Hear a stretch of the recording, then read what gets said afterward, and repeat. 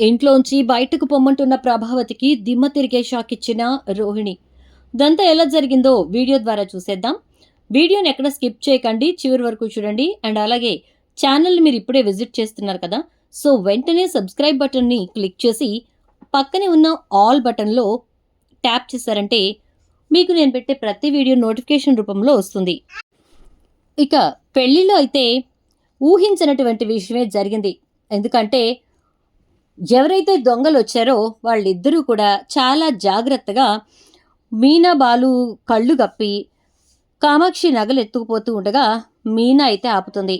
మీనా ఆపి వాళ్ళని పట్టుకోలేకపోయేసరికి బాలు వచ్చి జాగ్రత్తగా వాళ్ళని పట్టుకుంటాడు. అలా పట్టుకున్న తర్వాత ఇక బాలు అయితే వాళ్ళని కొట్టి వాళ్ళ చేతిలో ఉన్నటువంటి బ్యాగ్ని లాక్కుంటాడు. లాక్కోవడంతో ఇక ఒక్కసారిగా అందరూ కూడా షాక్ అవుతారు.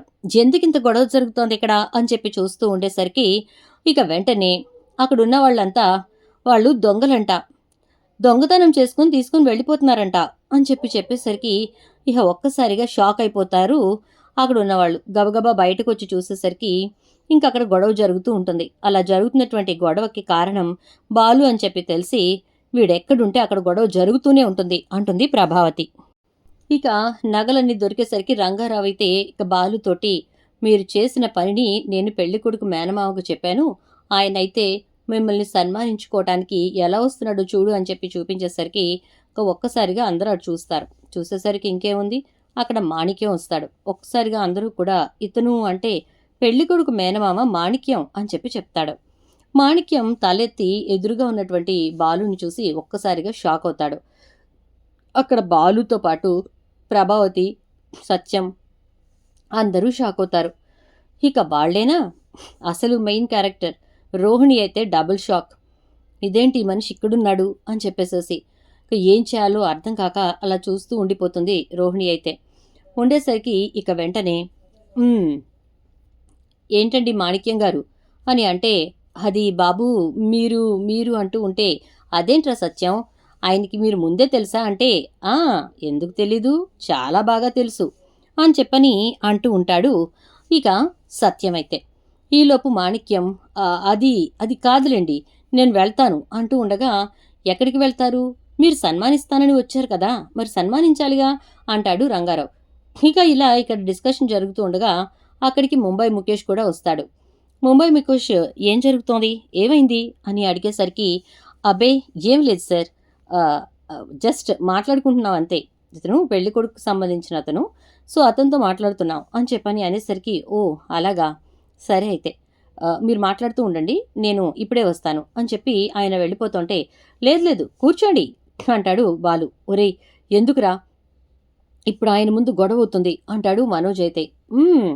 గొడవ అవుతుందో ఇంకేమవుతుందో అన్నీ బయటకు రావాలి, కూర్చొని అని చెప్పేసేసి అంటూ ఉంటే, అమ్మా ఆయన్ని వెళ్ళనిమ్మనవా అంటే, నువ్వు ఉండరా, అసలు ఈ మాణిక్యం ఇక్కడికి ఎందుకు వచ్చినట్టు అని చూస్తూ ఉంటుంది ప్రభావతి.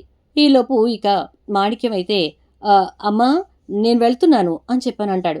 అదేంటి, వాళ్ళని సన్మానించడానికి వస్తున్నానని చెప్పారు కదా, మళ్ళీ ఇదేంటి వెళ్ళిపోతున్నారు అని చెప్పని అడిగేసరికి రంగారావు, అబ్బా ఇంకా ఏం సన్మానం చేస్తాడులే ఆయన అని చెప్పేసేసి అంటాడు బాలు. అదేంట్రా అలా మాట్లాడుతున్నావు, ఖచ్చితంగా ఆయన సన్మానం చేస్తాను అంటే చేసి తీరుతాడు, మీరు చేసిన సాయం అలాంటిది మరి అని చెప్పని అనేసరికి, అవునవును నిజమే, ఇప్పుడు ఆయన సన్మానం చేస్తే ఆయనకి నేను సన్మానం చేస్తాను కదా అని చెప్పి బాలు అంటాడు.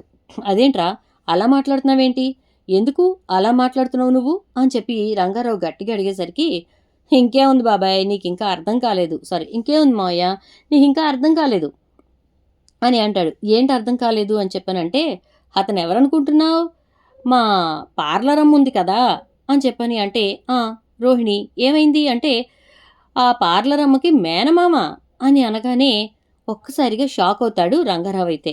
ఏంటి పార్లర్ అమ్మ, అదే మీ రోహిణి వదినకి మేనమామ, ఏంటమ్మా రోహిణి అంటూ ఉంటే, ఇతనెవరో నాకేం తెలుసు అంటుంది. అనేసరికి ఇక వెంటనే ఇట్నుంచి మాణిక్యం కూడా ప్లేట్ మార్చేస్తాడు. అవును నేనెవరికి మేనమావని అని అంటూ ఉంటాడు. అబ్బబ్బబ్బబ్బా ఏం నటిస్తున్నావు మేకమామ, నీది మటన్ కొట్టు కదా అని అంటే, అవును నాది ఇక్కడ మార్కెట్లో మటన్ కొట్టు అని అంటాడు. మరి నీది మటన్ కొట్టు అయినప్పుడు నువ్వు మటన్ కొట్టు మాణిక్యాన్వే కదా అని అంటాడు. మటన్ కొట్టు మాణిక్యం నాకు తెలీదు. మటన్ కొట్టు మాణిక్యాన్ని నేనే. మలేషియా మాణిక్యం ఎవరో నాకు తెలీదు అంటాడు. అబ్బో, ఇరికించేసావు కదరా బాబు అని చెప్పేసేసి అనుకుంటుంది రోహిణి. ఇక వెంటనే అది ఇప్పుడొచ్చావు దారిలోకి. మాణిక్యం ఫ్రమ్ మలేషియా ఎవరో నీకు తెలీదు, నువ్వు మటన్ కొట్టు మాణిక్యాన్వి అంతే కదా అంటాడు. అంతే అంతే అంటూ ఉండగానే ఇక బాలు మాణిక్యాన్ని పట్టుకుని పెచ్చ కుమ్ముడు కుమ్ముతాడు. చెప్పు, నిజం చెప్తావా లేదా అని చెప్పని అంటూ ఉంటే రోహిణి అయితే, బాలు ఏంటది, ఎందుకు అలా కొట్టేస్తున్నావు, అతనెవరో నాకు తెలియదని చెప్తున్నాను కదా అంటే, ఆపై పార్లర్ అమ్మా, ఇంకా ఎన్నాళ్ళు నాటకాలు ఆడతావు అని చెప్పేసి అంటూ ఉంటే ముఖేష్ అక్కడ నుంచి కూర్చొని, అంటే కొంచెం దూరంగా కూర్చొని చూస్తూనే ఉంటాడు. చూస్తూనే ఉండేసరికి ఇంకెక్కడ జరుగుతున్నదంతా ముఖేష్కి అర్థమవుతూ ఉంటుంది. ఏంటి మాణిక్యం, చెప్పు, అసలు నీకు రోహిణికి సంబంధం ఏంటి? నిన్నగాక మొన్న అదే రీసెంట్ డేస్లోనే వచ్చి చాలా జాగ్రత్తగా అస్థికలు తీసుకొచ్చి మా మొహాన్ని కొట్టావు. ఇప్పుడేమో మనిషివి చాలా జాగ్రత్తగా వచ్చి ఎవరో నాకు తెలియదు అన్నట్టు మాట్లాడుతున్నావు. ఏంటి రోహిణి ఇదంతా అని చెప్పని ప్రభావతి అంటూ ఉంటే, ప్రభా, ఈ గొడవంతా మనం ఇంటి దగ్గరికి వెళ్ళి మాట్లాడుకుందాం, ఇప్పుడేం మాట్లాడుకో అని చెప్పని అంటాడు సత్యమైతే. సరేనండి, అలాగే అయితే అని చెప్తుంది ప్రభావతి. చెప్పిన తర్వాత ఇక సత్యం ప్రభావతి ఇద్దరూ కూడా ఇంటికి వెళ్ళిపోతారు. మీరందరూ ఫంక్షన్ చూసుకుని రండిరా అంటే ఇక బాలు అయితే మాణిక్యాన్ని ఇంటికి ఈడ్చుకొచ్చేస్తాడు. రోహిణి టెన్షన్ పడుతూ విద్యకి ఫోన్ చేసేసరికి, విద్య, నేను మురళికి యాక్సిడెంట్ జరిగిందట, అక్కడికి వెళ్తున్నాను, ఇప్పుడు దయచేసి నన్నేం కదపకు నువ్వు అని చెప్పని అంటుంది. ఏంటి, మురళికి యాక్సిడెంట్ జరిగిందా, వెళ్తున్నావా, మరి ఇక్కడ నా బతుకు పరిస్థితి ఏంటి అని చెప్పని అంటుంది. ఇక రోహిణి, ఏంటి నీ బతుకు పరిస్థితి, నన్నేం చేయమంటావు అని చెప్పని విద్య అంటుంది. ఏంటి, నన్నేం చేయమంటావా, ఎలా మాట్లాడుతున్నావు అసలు నాకు అర్థం కావట్లేదు అని చెప్పి రోహిణి అనేసరికి, అవును, ఇక్కడ నా బ్రతుకు కాలిపోతోంది, నా జీవితాన్ని వదిలేసి నీ జీవితం గురించి ఆలోచిస్తూ కూర్చోమంటావా అని చెప్పేసేసి విద్య అనేసి ఫోన్ పెట్టేస్తుంది.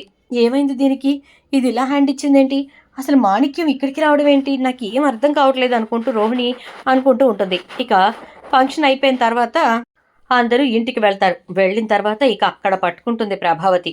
ఏంటి రోహిణి, ఏం జరుగుతోంది అసలు అని చెప్పని అంటే, అది అత్తయ్య అని చెప్పని రోహిణి ఏదో చెప్పబోతుంటే, క్లియర్ కట్గా విషయం అర్థమైన తర్వాత కూడా ఇంకా ఏం జరుగుతుంది అని అమాయకంగా అడుగుతారేంటి అత్తయ్య గారు అని చెప్పేసేసి అంటుంది మీనా. నువ్వు మాట్లాడుకో అంటే, అవును, ఇప్పుడు మీ ప్రియమైన పెద్ద కోడలు తప్పులు బయటపడినాయి కదా, మాట్లాడొద్దు అని అనేసరికి ఇక వెంటనే ప్రభావతి, ఏయ్, అవకాశం దొరికిందని మాట్లాడకంటే ఈలోపు శృతి అందుకుంటుంది. ఏంటంటీ అవకాశం దొరికిందని మాట్లాడుకుంటారేంటి, ఇప్పుడు మాకు తేలాల్సిందే, అసలు ఆ మాణిక్యం ఎవరు, రోహిణి అతన్ని ఎందుకు తీసుకొచ్చింది, అతను అస్థికలు తీసుకొచ్చి మన ఇంట్లో పెట్టి వెళ్ళిపోయటం ఏంటి, ఇదంతా తేలాలి అని అనేసరికి అప్పుడు ప్రభావతి రోహిణి దగ్గరకు వచ్చి, చెప్పు రోహిణి, ఏంటిదంతా నాకు అర్థం కావట్లేదు అని అంటుంది.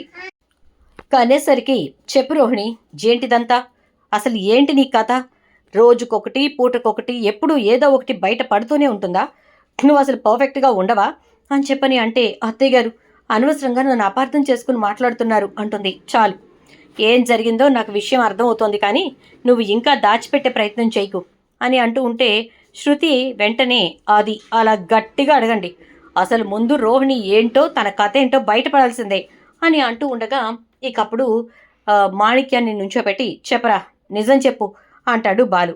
ఇక దాంతో మాణిక్యం అయితే టెన్షన్ పడిపోతూ ఉంటాడు. టెన్షన్ పడుతున్నటువంటి మాణిక్యాన్ని చూసి, బాలు, ఎందుకు ఆయన్ని ఇబ్బంది పెడుతున్నావు అని అంటే, నువ్వు నిజం చెప్పవు కదా అని అంటాడు బాలు.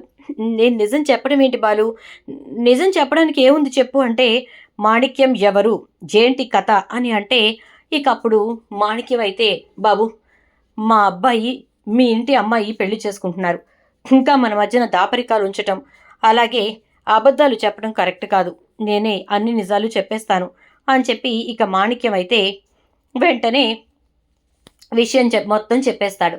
నేను నాటకాలు వేస్తూ ఉంటాను, నా నాటకాల పిచ్చిని వీళ్ళు ఎన్కాష్ చేసుకుని నన్ను మలేషియా మామయ్యలాగా యాక్ట్ చేయమన్నారు, అందుకే వచ్చి యాక్ట్ చేశాను అంతే. అంటే మలేషియాలో ఎవరు లేరా అని అడుగుతాడు బాలు. అది నాకు తెలియదు బాబు, కానీ వీళ్ళు నన్ను యాక్ట్ చేయమన్నారని చెప్పి నేనొచ్చి యాక్ట్ చేశాను అంతే తప్ప నాకు ఇంకేం తెలియదు అనేసరికి ఇక అప్పుడు ప్రభావతి గబగబా ముందుకొస్తుంది.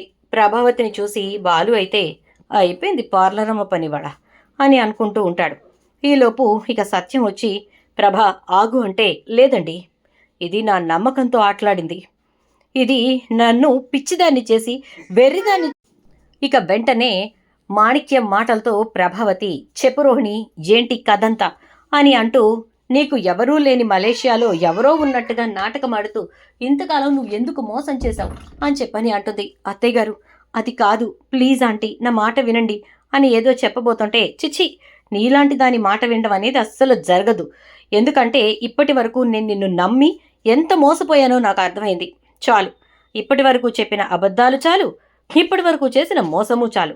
చెప్పు రోహిణి నిజం చెప్తావా లేదా అని అంటే అవును అవును అవును మోసం చేశాను, ఏం చేయను, మనోజ్ని పెళ్లి చేసుకోవడానికి తప్పక మోసం చేశాను అని అంటుంది.